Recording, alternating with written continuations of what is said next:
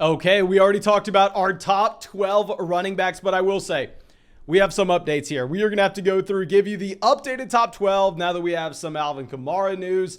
Now that y'all come out here and roast me for Leonard Fournette. Now that y'all also see Deshaun Watson more likely to be suspended. So we are going to have to be adjusting these top 12. We're not going to spend too much time on the guys that aren't seeing their rankings change, as I've already talked about them in depth in a previous video. But if somehow, some way you missed that previous video, you know what that must mean?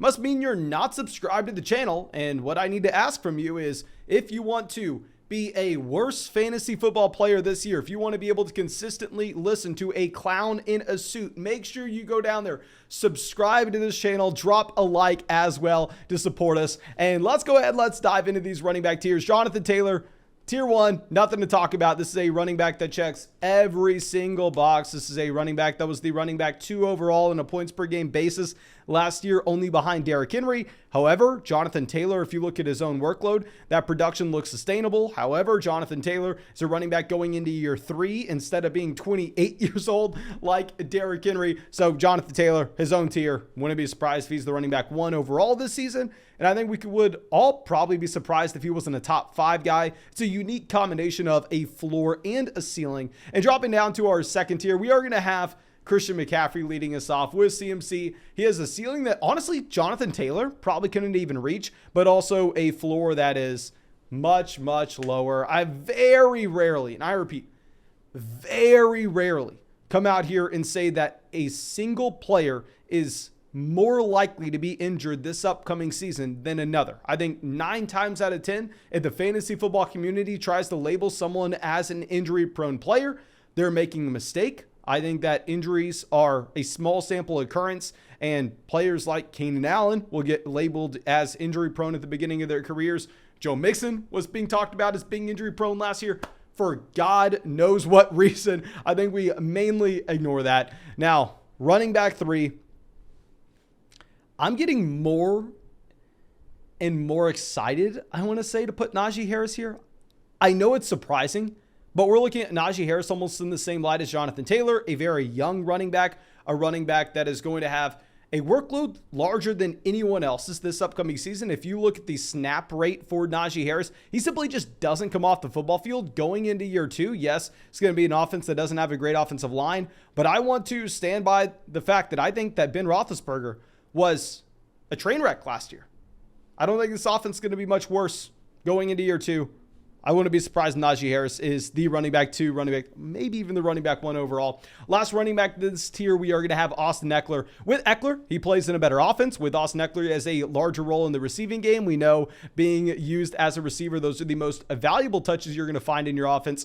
However, I am going to have Ekeler 1 spot behind because Austin Ekeler is not going to score as many touchdowns as he did last year. I think you are going to see some serious touchdown regression from Austin Ekeler. The man scored 20. Let me go over to my Twitter. I actually tweeted this out, but Austin Ekeler's touchdowns by season: 2017, 3, 2018, 6, 2019, 11, 2020, 3, 2021, 20.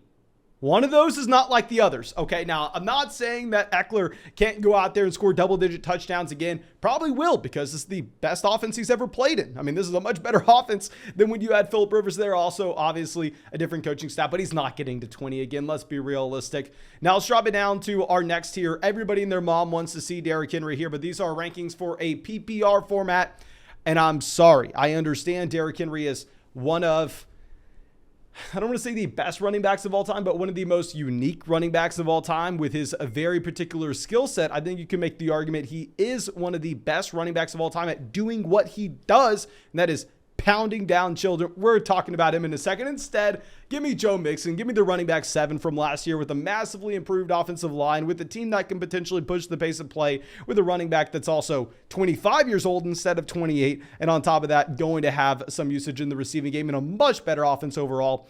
Then we will have Derrick Henry, running back 6, running back 1 last year on a points per game basis, coming off a pretty serious injury. Look at the workload. The man's closing in on 2,000 career touches. The man's 28 years old. The man's playing in an offense that no longer has A.J. Brown, and I want to project to be a bad offense overall. Derrick Henry 6, Dalvin Cook 7, nothing to talk about with Dalvin. Let's move it down a tier. Aaron Jones 8, massive role now that you have no Davante Adams. I think with Aaron Jones, you should see higher usage overall. DeAndre Swift 9, I know it's the fun thing, it's the exciting thing to throw DeAndre Swift up as if he's an elite running back already. You know, nobody was more excited to draft DeAndre Swift last year than I was, looking at a running back in the 3rd round that was one of the best pass-catching running backs in the entire NFL on a team that had no receivers whatsoever, so you knew the target share was going to be through the roof. Now, hell, you have to pay a much higher price tag and an offense that does have someone to throw the ball to. Now, going down to our next tier, this is where we begin to get some updates. Saquon Barkley 10. I just get more and more excited about Saquon Barkley. Hell, I think if you're looking at the ceiling, I don't want to say it's the same as Christian McCaffrey, but hell, we could say the ceiling from a talent perspective is Saquon Barkley is potentially the most talented running back in the NFL, and you have the injury risk. Yes, we have to acknowledge that. You also have the risk of this being a very bad offense. However, you're not having to pay the 2nd overall pick like you would with Christian McCaffrey. You're getting Saquon Barkley at the end of the 2nd round. Love me some Barkley. Running back 11, this is where we can dive in depth with Leonard Fournette. Someone going at the 2-3 turn almost exclusively on Underdog Fantasy. And for whatever reason, if you are not drafting on Underdog Fantasy, go fix your life. Go sign up for Underdog Fantasy. Use promo code FLOCK when you sign up for Underdog Fantasy. And when you use promo code FLOCK, you can A, get into drafts with us in the live stream, come out here and crush us in front of everybody. B, you can go get drafts in the public lobby, have a ton of fun. I've already drafted almost 300 of these teams because it is so much fun. And they'll also match your deposit dollar for dollar up to 100 when you use promo code FLOCK. Look at our 2022 rankings. We'll get our Dynasty rankings. We'll get our Dynasty rookie rankings. You'll get our Dynasty rookie draft guide. Find the link in the description or the live chat. Now, with Leonard Fournette, this is a running back that I initially had outside the top 12, but we have Alvin Kamara falling out. And I'm also moving Leonard Fournette over Nick Chubb with the possibility Watson misses more time, possibly misses the entire season. And I wasn't projecting at that at first. I thought Watson was going to miss like 8 to 12 games. Now it looks like he's going to miss possibly the entire year. And if you're looking at Leonard Fournette, just a very safe role. I will say, I've not heard too many people talk about this. The splits over the past 5 seasons for Tom Brady's offense with and without Rob Gronkowski is concerning. Gronk was still an elite level blocking tight end. This is an offensive line that has lost a piece. I think the offensive line slightly worse.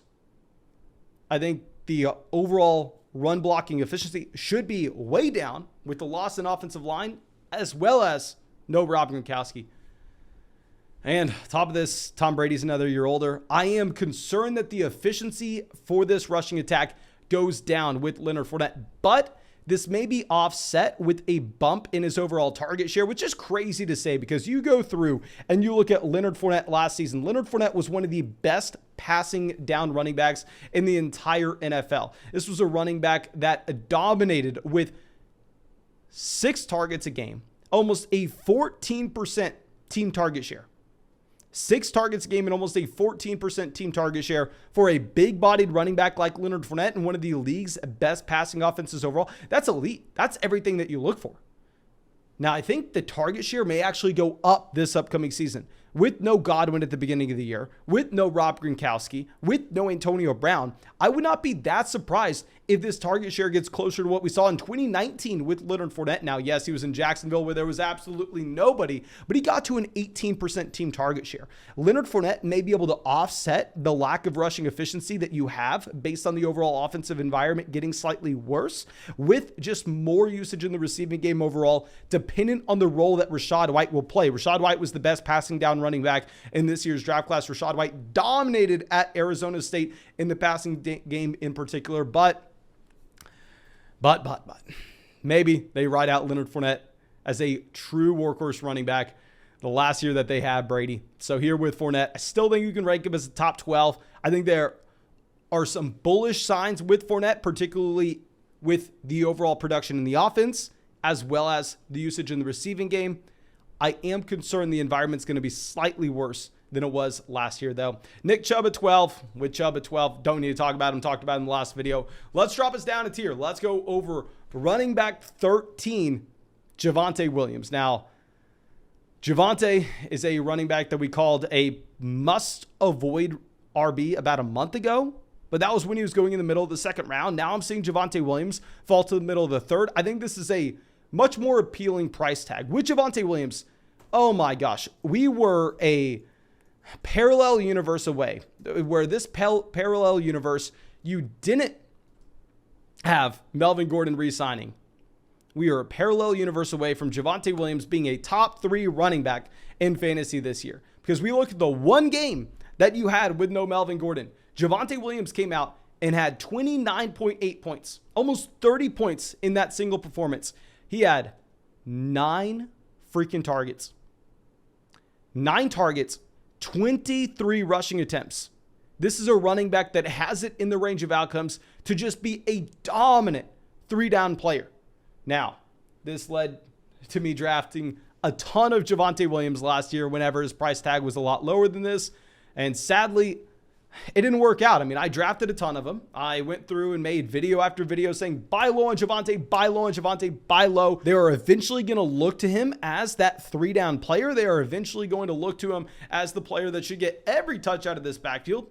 But it simply didn't happen. You had Melvin Gordon averaging more carries per game. You had him averaging more yards per carry. Like, if we go through and look at the final season statistics, if anything, they're a little bit overblown. You see both running backs having the same number of carries, but as we already said, that was skewed just slightly by Melvin Gordon missing that one game and allowing Javonte Williams to explode. If we look at games where Melvin Gordon and Javonte Williams played together last year, you have Javonte Williams with about 11 points per game compared to Melvin Gordon at 13. You have Javonte Williams with about 11.5 carries per game to Melvin Gordon at 13. You had Javonte Williams 50 rushing yards a game, Melvin Gordon at 57. Now, no, I'm not ranking Melvin Gordon over Javonte Williams. Javonte will continue to improve. Melvin Gordon was drafted, back in 2015? Melvin Gordon was in the same draft class as Todd Gurley. Like, Melvin Gordon's getting up there with age. Also, the contract wasn't that favorable for Melvin Gordon as well. I think Javonte Williams will have a larger role this season, but he's still going to be in the committee. There's nothing that we have seen saying anything else. So I think we do have to have Javonte Williams as a high-end running back 2 instead of a top 10 option, as he has the upside to be. Now let's move to our next running back. Running back 14, James Conner. The entire story with James Conner is going to be the usage that you have with no Chase Edmonds in this offense. Now, I have to be the first person to admit I'm an idiot, okay? I came out and I told people repeatedly, whenever James Conner had a hot stretch at the beginning of the season, to go through and sell him, because this was a running back that was averaging more touchdowns per game than freaking targets, okay? He was averaging more touchdowns per game than targets. And I was looking at that workload and said, you know what? Yes, if Chase Edmonds were to go down, all of a sudden James Conner becomes a league-winning running back. But hell, this touchdown efficiency, it's going to go down. There's no way this can keep up. Now, you had Chase Edmonds going down, and that's exactly what happened. You had James Conner turning into a league-winning running back. In the 5 games that you had with no Chase Edmonds in this offense, James Conner averaged 23 points per game. He had 5.5 targets a game. He had 16.5 carries, and the man had almost 100 total yards per game. I mean, 23 points per game, that's like right up there with what you saw from Jonathan Taylor last season. Now, I will say, you're going to see regression. Maybe the workload sticks, but you will see regression in terms of that touchdown category, very similar to what we were talking about with Austin Eckler. While I love me some James Conner, you will have Kyler Murray vulturing some of those touchdowns at the goal line. You're not going to have exactly what you did last year, but I think it's a fine selection. Running back 14. At running back 15, we are going to have Alvin Kamara. Now, at the time of this recording, it is reported that he is going to miss potentially 6 games. Looks like it's likely that he misses 6 games. Now, I'll say, if you're drafting on Underdog Fantasy in one of those Best Ball Mania contests, $25 buy-in, first place gets paid, second place gets paid in your 12-team league, but a small percentage of every league pot set aside for that playoff tournament at the very end, where there's $2 million first, $1 million second, yada, yada, yada. Crazy tournament. There, I am soaking up Alvin Kamara. You're going to see me draft Alvin Kamara ahead of someone like James Conner, because we know that he has that elite ceiling for that fantasy football playoff tournament at the very end. However, if you're playing in a regular fantasy football league where you can make trades through the season, where you only have to beat the other 11 guys in your league, I'm going to be a lot less excited about taking Alvin Kamara there, just because the opportunity cost to hold him on your roster through the first 6 weeks when he can't increase in trade value. and not really worth it. So it depends on the league that you're playing and the overall roster construction that you would have if you want to determine that it's worth it for you to draft Kamara. But let's move down to our next here. Let's go to Ezekiel Elliott, running back 16. With Zeke, there are a couple things that I'm concerned with. Now, if we go through and if we pull up his overall statistics. Now, of course, this is not going to show everything. This is not going to be the nail in the coffin for Ezekiel Elliott. There definitely lacks context if we just read numbers off the screen. But if we look at Ezekiel Elliott's rushing yards per game, the man came into the NFL in 2016, and he has gotten worse with his rushing yards per game every single season since. 108, 98, 95, 84, 65, 59. Now, Thomas, I don't know how much time this could take you, but if you could just draw a straight chart down here. So I understand a lot of people want to look at Ezekiel Elliott and say, okay, we can ignore this last season. We can take it. We can throw it out the window because he played through a knee injury. That's why he was looking like a worse running back than Tony Pollard. Zeke is a better running back than Tony Pollard. I'm just coming out here showing Pollard was much more efficient on a per touch basis. I have a hard time placing all the blame on a knee injury when this is a continued trend for Ezekiel Elliott. When Ezekiel Elliott has had over 2,000 career touches.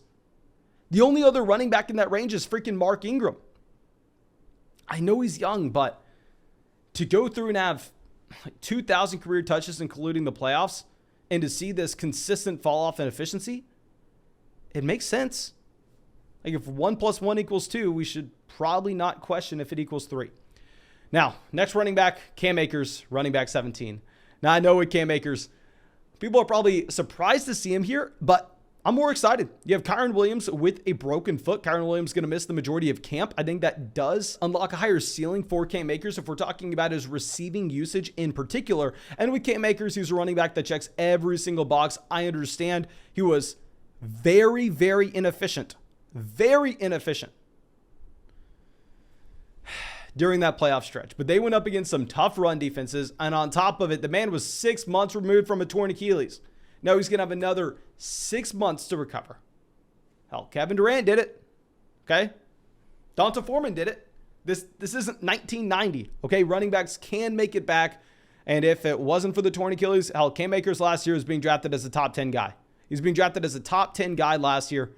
The injury is baked into his price. Okay? The injury is baked into his price. We will have him here as running back 17. Travis Etienne, running back 18.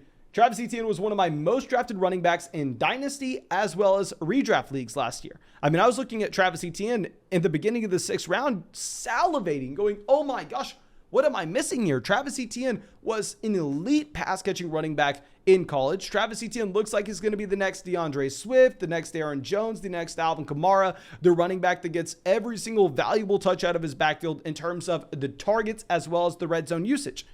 Now, with Travis Etienne, yeah, I was jumping up and down to draft him in the 6th round. I also thought he was going to have a better quarterback. Well, you're looking at Trevor Lawrence coming into the NFL, and everybody thought Lawrence was going to be some great guy. People were comparing Trevor Lawrence to freaking Andrew Luck.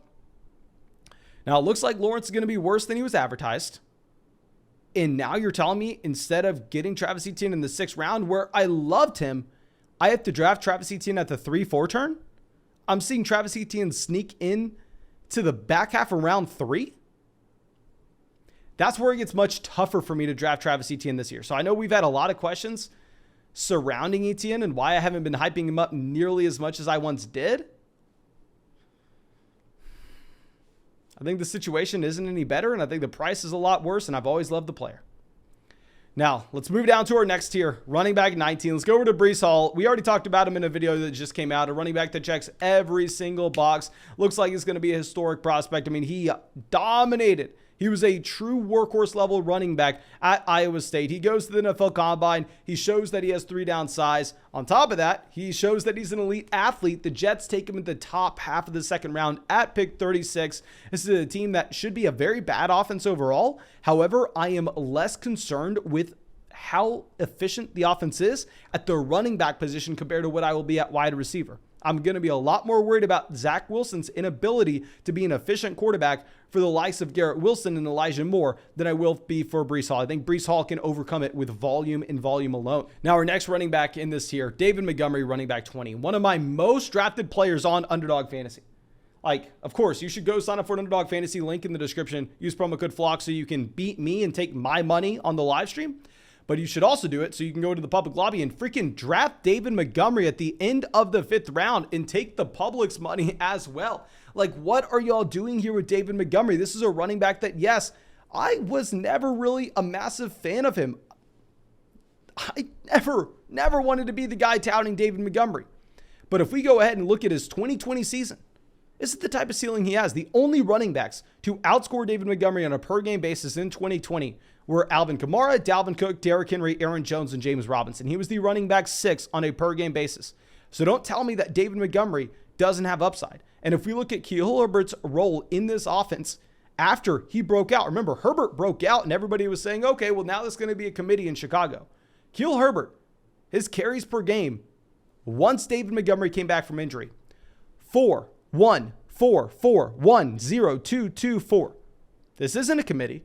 David Montgomery is still the bell cow running back. David Montgomery still is used as a receiver. He had almost a 13% team target share this past season. Hell, I'm all about this David Montgomery value now. Like, I find myself drafting the 2 guys I never liked. I never liked Josh Jacobs. I never liked David Montgomery. But at these price points, I had to draft them.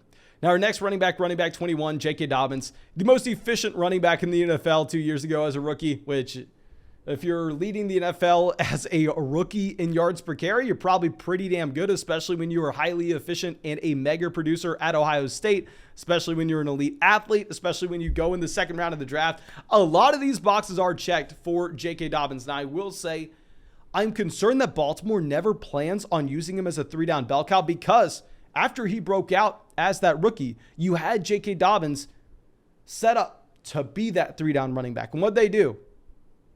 They gave Gus Edwards an extension. And now coming into this season, not only do they already have Gus Edwards and J.K. Dobbins on the roster, but they go out of their way. They try to sign Melvin Gordon. They don't get Melvin Gordon, but they sign Mike Davis. I'm afraid this is a team that wants to use a committee. Now it's going to be a very, very efficient committee. J.K. Dobbins is a very talented running back, so I have to include him in the top 24. That's why we're going to have him down here at 21, leading off this tier. Now, running back 22, one of my most drafted players. No idea how this is happening, but my most drafted player on Underdog Fantasy is Josh Jacobs. The man's falling to the 6th round with Josh Jacobs. Yes, they go through, they draft Zamir White, but Zamir White is not a pass-catching running back. Zamir White is legitimately just a backup to Josh Jacobs. They did not pick up his 5th-year option, so they need some depth behind him. They need someone behind Josh Jacobs in case Josh Jacobs does walk this upcoming offseason. And we know Kenyon Drake's contract ends, so they can't be looking around in a running back room that has absolutely nothing. They have to have at least someone there. So they draft Zamir White just for some depth on day 3. Zamir White's a bad running back. Josh Jacobs has increased his involvement in the receiving game every single year so far his NFL career. He went from 7% of his team's target share to 8% to this past season, 11.5% of his team's target share, expanding his role as a receiving running back. Now, I will say this isn't going to keep up. No, you're not going to have Josh Jacobs at 11.5% of his team's target share yet again, because now he's not competing for targets with freaking Bryan Edwards down the stretch. He's going to have Devontae Adams. Darren Waller will be back and healthy, but it'll be a more efficient offense overall. There'll be more trips to the red zone as well. He finishes the running back 14 last year, 15 the year before that, 16 the year before that. Just a very consistent bet, a very durable player as well. A very young player. He's like a month older than Naji Harris. We're going to have Josh Jacobs here. Running back 22. Now let's move down to our final tier. We're going to have Antonio Gibson, running back 23. Antonio Gibson checks every single box you want to see. He's an elite level athlete. He has the size, and it's a running back that was a former wide receiver in college. So this tells us a couple different things. It told me way back in the day, at least I wanted to believe it, that he had upside to be a good passing down running back in the NFL. Now that hasn't played out. They re-signed J.D. McKissick, which is why freaking Antonio Gibson's this low. But with him being a former receiver as well, it would not be the most surprising thing in the world if it took him a few years. It took him a few years to put it together. It took him a few years to stop fumbling. And then all of a sudden, you finally get that breakout in year 3 for Antonio Gibson because he was learning the position. We saw Carson Wentz just pepper the running backs out of the backfield in Indianapolis, giving the combination of Nyheim Hines and Jonathan Taylor a ridiculous amount of targets. So if we're looking at that coming over to Washington, it's in the range of outcomes for Antonio Gibson to be a running back 1, but it's also in the range of outcomes for him to fumble week 1. He led the NFL in fumbles last year. They select Brian Robinson in the top 100 picks of this NFL draft. They go re-sign J.D. McKissic. It's in the range of outcomes for him to fumble week 1. And then they turn this into a full-blown committee, which is very, very gross. Now, our last running back that we are going to have inside our top 24, there is a mystery player still in this tier. We have one more guy in this tier. I'd love to hear your guesses in the comment section of who you think he is. But our running back 24 is going to be Elijah Mitchell. With Elijah Mitchell, I'm worried. Like, very, very rarely are you looking at a rookie running back who came out and was fantastic. He was the running back 15 on a per-game basis. The man averaged 100 total yards a game. Very rarely are you looking at that player and saying, oh, yeah, he's going to get worse year 2. Running back 15 is a rookie. Let's rank him as the running back 24. Now, the reason I'm doing this is because if you were to go ahead and place your bet on who the lead running back was in the Kyle Shanahan-led 49ers offense over the past 5 years, you would have lost money every single season. Kyle Shanahan has had a new lead running back every single year over the past 5 years. 2017, Carlos Hyde. 2018, Matt Breida. 2019, Tevin Coleman. 2020, Jeff Wilson. 2021, Elijah Mitchell. I wouldn't be that surprised if we look back a year from now, go 2022, Tyrion Davis-Price. They take the man in round 3. He checks a lot of boxes. Reports coming out of camp, Tyrion Davis-Price looks great. And Elijah Mitchell has no upside as a receiver. Let me know what y'all think, but I think having Elijah Mitchell running back 24 is going to be fine. Now, thank you, of course, for being a part of the flock, supporting the channel. If you have not done so already, go down there, drop that like, subscribe to the channel, join the flock. And yeah, that's all I got for you. I really do appreciate you, and I really hope you have a great day.